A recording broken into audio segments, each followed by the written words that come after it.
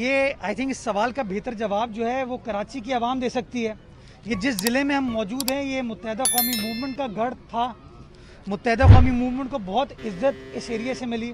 उनके MNAs MPs elect हुए और DMC कोरंगी आज से 6 महीने पहले तक मुत्तहिदा कौमी मूवमेंट के पास थी। तब तो यहाँ के हालात तब्दील नहीं हो पाए, इस पार्क को इम्प्रूव नहीं किया।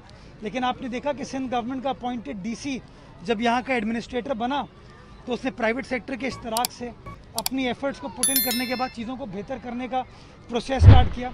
अभी इस पार्क के बाहर की जो सड़क है उसको इम्प्रूव करना है, लेकिन जो मेन रोड है वो उसी KMC ने, जो माजी में इख्तियारात पर ओनर होती थी, उसी KMC ने इम्प्रूव की।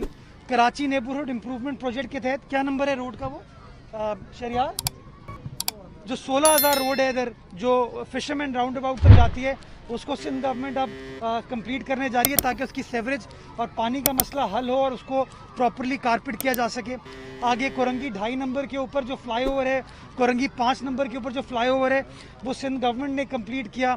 Fisherman round about Ibrahim Hyderi वाले एरिया को सिंध गवर्नमेंट ने कंप्लीट किया। 8,000 रोड 12,000 रोड को सिंध गवर्नमेंट ने कंप्लीट किया। इंडस हॉस्पिटल जो कि इस ज़िले में चलता है उसको सिंध गवर्नमेंट सालाना 2 से 2.5 अरब रुपए देती है ताकि लोगों को जो मुफ्त तिब्बी इमदाद है, इलाज है, उनका हो सके।